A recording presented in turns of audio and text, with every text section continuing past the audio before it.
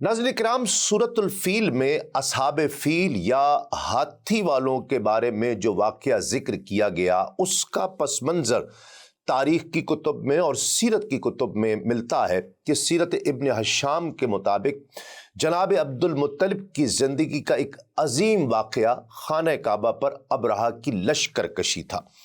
Abraha कौन था?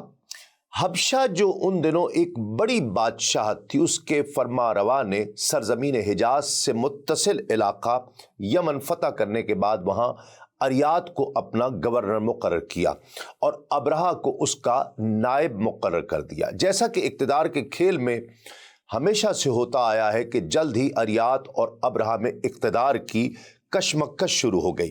दोनों के लश्कर जंग के लिए सफारा हो गए। इस मौके पर अबरहा ने तजवीज़ पेश की कि बजाय इसके कि हम अपनी फ़ौजों को लड़ाएं और आम लोगों को मौत के घाट उतार दें, क्या ये बेहतर नहीं होगा कि हम आपस में ताकत आजमाई कर लेते हैं?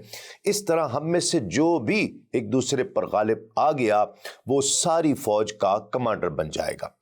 अरियात ने भी अबरहा की तजवीज़ को पसंद किया। दोनों असलहे से आरास्ता होकर मैदान में आए और बाहमी जंग शुरू हो गई, जिसमें अरियात मारा गया और इक़्तिदार अबरहा को मुंतकिल हो गया। नाज़रीन किराम, अबरहा ने इक़्तिदार मिलने के बाद महसूस किया कि गवर्नर या हुक्मरान होने के बावजूद उसकी वो हैसियत नहीं जो मक्के में काबतुल्लाह की है, जहाँ दूर दूर से लोग ज़ियारत या इबादत के लिए आते हैं, जबकि हज के महीने में तो ये मकाम मरजा खलाइक बन जाता है। वो दिल ही दिल में खाना खुदा से हसद और उसके मानने वालों से बुग़्ज़ रखने लगा। उसने दिल में खाना काबा का मुतबादिल बनाने की ठान ली, जहाँ लोग खाना काबा को छोड़कर ज़ियारत के लिए आया करें। अबरहा अकीदे के लिहाज से तो ईसाई था। उसने एक अजीम शान और इंतहाई खूबसूरत गिरजा घर तामीर किया जो बज़ाहिर मक्का से कई लिहाज से पुरकशिश था।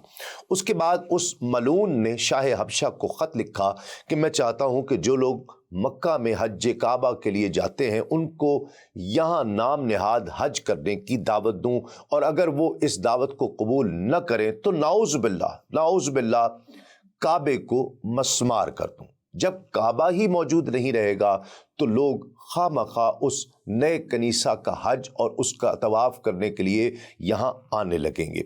अहले अरब को जब अबरहा के इस मज़मूम इरादे का इल्म हुआ तो उनके गैज़ व गज़ब की इंतहा न रही। बनी किनाना का एक फ़र्द अपनी नाराज़गी के इजहार के लिए कनीसा में गया और उसे गंदा कर दिया, मैला कर दिया। जब इस वाक़े की इत्तला अबरहा को मिली तो उसके गैज़ व गज़ब की इंतहा ना रही। उसने बद्दुओं को सबक सिखाने और उनसे इंतकाम लेने का इरादा कर लिया और बड़े जोश व खरोश के साथ मक्कतुल मुकर्रमा पर हमला करने की तैयारियां शुरू कर दी। नाज़रीन किराम, बुनियादी तौर पर अहले यमन भी काबा शरीफ की दिल से इज्जत व तकरीम किया करते थे। उन्होंने जब अबरहा के अज़ाइम के बारे में सुना तो उसके साथ जंग करने का अज़्म कर लिया। तारीख़ में आया है कि यमन के एक सरदार ज़ुल्फ़र ने अपनी कौम को अबरहा के साथ जंग करने की दावत दी ताकि उसके मक्का पहुँचने से पहले ही बैतुल्लाह शरीफ को उसकी मैली नज़रों से और मैले इरादों से बचाया जा सके।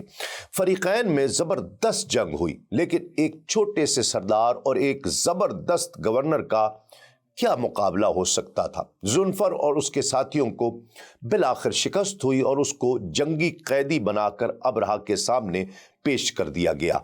उसने बागी सरदार को कत्ल करने का इरादा किया, लेकिन ज़ुल्फ़र ने कहा, ए अबरहा, तू मुझे कत्ल न कर, बल्कि मेरी ज़िंदगी तेरे लिए मेरे कत्ल से ज़्यादा नफ़ा बख्श साबित हो सकती है। अबरहा ने उसकी जान बख्शी की, लेकिन उसको कैद रखा। उसके बाद अबरहा वहाँ से लश्कर लेकर रवाना हुआ। जब वो बनी शेम के इलाके से गुजरा तो नुफैल बिन हबीब खसमी ने कबाइल अरब को साथ मिलाकर उसके साथ फिर जंग की, लेकिन इस मर्तबा भी फतह अबरहा को नसीब हुई।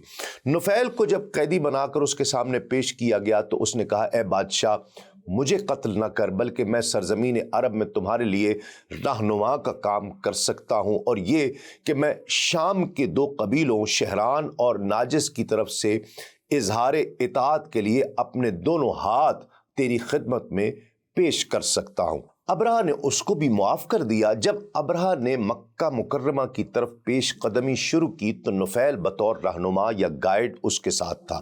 جب ابرہہ کا گزر وادی طائف سے ہوا تو مسعود ثقفی اپنے قبیلے ثقیف کے چند آدمیوں کو لے کر اس کے استقبال کے لیے نکلا اور اسے کہا کہ اے بادشاہ، ہم تیرے غلام ہیں، ہم تیرے ہر حکم کی اطاعت کرنے والے ہیں، ہمارے دلوں میں تیری مخالفت کا کوئی شائبہ تک نہیں ہے، اور یہ معبود وہ نہیں جس کو گرانے کے لیے تو نکلا ہے، وہ تو مکے میں ہے۔ ہم تمہارے ساتھ ایسا آدمی بھیجیں گے جو تمہاری رہنمائی کرے گا۔ ناظرین کرام، طائف میں جو معبود تھا اس میں انہوں نے لات کا بت رکھا ہوا تھا، جہاں اس کی پرستش کی جاتی تھی اور اس کے کمرے کا طواف کیا جاتا تھا۔ اہل طائف نے ابرہہ کے ساتھ ابو رغال نامی ایک شخص بھیجا تاکہ وہ اسے مکہ جانے کا راستہ بتائے۔ ابرہہ ابو رغال کے معیت میں طائف سے روانہ ہوا، یہاں تک کہ مغمس پہنچا اور آرام کے لیے وہاں قیام کیا۔ اللہ کی قدرت دیکھیے کہ وہاں ابو رغال کی زندگی کی مہلت پوری ہو گئی، وہ وہیں مر گیا اور اسے زمین میں دبا دیا گیا۔ اس کے بعد اس ملعون نے نفرت کے لیے اہل عرب جب بھی وہاں سے گزرتے تو ابو رغال کی قبر پر سنگ باری کیا کرتے۔ اس اثناء میں ابرہہ نے ایک حبشی فوجی افسر جس کا نام اسود بن مقصود تھا، اس کو چھاپا مار گھڑ سوار دستے کے ساتھ مکے کی طرف بھیج دیا۔ اس وقت تہامہ کی چراگاہوں میں قریش اور دیگر قبائل کے جو اونٹ چر رہے تھے وہ ان کو ہانک کر ابرہہ کے پاس لے آیا۔ ان اونٹوں میں سے 200 اونٹ جناب عبد المطلب کے بھی تھے۔ آپ اس وقت چونکہ قریش کے سردار تھے، قریش، کنانہ، حزیل کے قبائل نے ارادہ کیا کہ ابرہہ کا ڈٹ کر مقابلہ کرے، لیکن اس کی بے پناہ قوت کے باعث سامنے اس کے اپنے آپ کو بے بس محسوس کرنے لگے، اس لیے اس سے لڑائی کا ارادہ ترک کر دیا۔ ناظرین کرام، اس موقع پر یہ بدبخت ابرہہ نے اپنا خاص قاصد اہل مکہ کی طرف روانہ کیا۔ اس کا نام حباتہ امیر تھا۔ ابرہہ نے اسے کہا کہ تم جاؤ اور اس شہر کا جو رئیس ہے اس سے جا کر ملاقات کرو اور اسے یہ کہو کہ بادشاہ تمہیں کہتا ہے کہ میں تمہارے ساتھ جنگ کرنے کے لیے نہیں آیا، بلکہ میں تو نعوذ باللہ استغفر اللہ اس کعبے کو گرانے کے لیے آیا ہوں۔ اگر تم میرے راستے میں حائل نہ ہو تو مجھے تمہاری خون ریزی کی کوئی ضرورت نہیں ہے، اور اگر وہ رئیس میرے ساتھ جنگ کرنے کا ارادہ نہ رکھتا ہو تو اس کو میرے پاس لے آنا۔ اب حباتہ جب مکے میں داخل ہوا تو اس نے پوچھا کہ قریش کا سردار کون ہے؟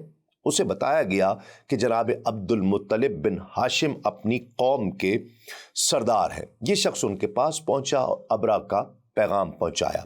جناب عبد المطلب نے پیامبر سے کہا کہ بخدا ہم ابرہہ کے ساتھ جنگ کا ارادہ نہیں رکھتے اور نہ ہی ہمارے پاس یہ طاقت ہے کہ اس کے ساتھ لڑائی کر سکیں۔ جملے دیکھیے، یہ اللہ کا حرمت والا گھر ہے جسے اللہ کے خلیل ابراہیم علیہ السلام نے تعمیر کیا ہے۔ اگر وہ خود اس کی حفاظت کا بندوبست کرے تو یہ اس کا گھر ہے اور اس کا حرم، اور اگر وہ خود یعنی اللہ رب العزت ابرہہ کی مزاحمت نہ کرے اور اس کو اپنا گھر گرانے دے تو اس کی اپنی رضا ہے، اس کی اپنی خوشی ہے۔ ہم میں یہ طاقت نہیں کہ ابرہہ کا مقابلہ کر سکے۔ جب حباتہ کو یہ یقین ہو گیا کہ اہل مکہ ابرہہ کے ساتھ براہ راست جنگ کرنے کا کوئی ارادہ نہیں رکھتے تو اس نے جناب عبد المطلب کو ابرہہ کے پاس جانے کو کہا۔ جناب عبد المطلب اپنے چند بیٹوں کے ساتھ حباتہ کی معیت میں ابرہہ کی طرف روانہ ہوئے۔ ناظرین کرام، جب یہ لوگ اس کے لشکر میں پہنچے تو جناب عبد المطلب نے ذوالفر کے بارے میں پوچھا، کیونکہ وہ آپ کا پرانا دوست تھا۔ آپ کو اس کے پاس لے جایا گیا جہاں وہ قید کیا گیا تھا۔ آپ نے اسے کہا، اے ذوالفر، جو مصیبت ہم پر نازل ہوئی ہے کیا اس میں تم ہمارے کسی کام آ سکتے ہو؟ اس نے کہا کہ میں ایک بے بس قیدی ہوں، بادشاہ جب چاہے مجھے موت کے گھاٹ اتار دے، اس حالت میں تمہاری کیا مدد کر سکتا ہوں، کیا خدمت بجا لا سکتا ہوں؟ البتہ یہ ہو سکتا ہے کہ ابرہہ کے ہاتھی کا سائس جس کا نام انیس ہے وہ میرا دوست ہے، میں اس کو بلا کر آپ کا تعارف کروا دیتا ہوں، وہ بادشاہ سے آپ کی ملاقات کروا دے گا۔ ممکن ہے اس مصیبت سے نجات کی کوئی صورت نکل آئے۔ اس نے انیس کو بلایا اور اسے جناب عبد المطلب کا تعارف کروایا کہ یہ قریش کے سردار ہیں اور مکے کے تجارتی کاروان کے سربراہ ہیں۔ ان کی سخاوت کا عالم یہ ہے کہ ان کا دسترخوان ہمہ وقت بچھا رہتا ہے۔ انسان تو انسان، پہاڑوں کی چوٹیوں پر بسیرا کرنے والے درندے بھی ان کے دسترخوان سے اپنا پیٹ بھرتے ہیں۔ بادشاہ کے چھاپا مار سپاہی ان کے 200 اونٹ ہانک کر لے آئے ہیں، تم ان کی جو مدد کر سکتے ہو کرو۔ اس نے وعدہ کیا اور پھر حسب وعدہ انہیں ابرہہ کے پاس لے گیا اور جناب عبد المطلب کا تعارف کرایا۔ جناب عبد المطلب حسن و جمال کے مالک تھے، چہرے پر وجاہت اور شرافت کے آثار تھے۔ ابرہہ نے جب جناب عبد المطلب کو دیکھا تو آپ کی بڑی تعظیم کی، بڑے آداب بجا لایا اور یہ پسند نہ کیا کہ خود تخت کے اوپر بیٹھے اور انہیں نیچے بٹھائے، اور یہ بھی مناسب نہ سمجھا کہ ان کو اپنے ساتھ تخت پر بٹھائے، کہیں ایسا نہ ہو کہ لشکر کے لوگ اس کا برا منا جائیں۔ ابرہہ اپنے تخت سے نیچے اترا اور قالین پر بیٹھ گیا اور آپ کو بھی اپنے پہلو میں ساتھ قالین پر بٹھا لیا۔ پھر ترجمان کو کہا کہ ان سے پوچھو کہ یہ کس کام کے لیے آئے ہیں۔ جناب عبد المطلب نے جواب دیا کہ میں اس لیے آیا ہوں کہ بادشاہ کے سپاہیوں نے میرے 200 اونٹ پکڑ لیے ہیں، وہ مجھے واپس کر دیے جائیں۔ ابرہہ حیرت زدہ ہو گیا۔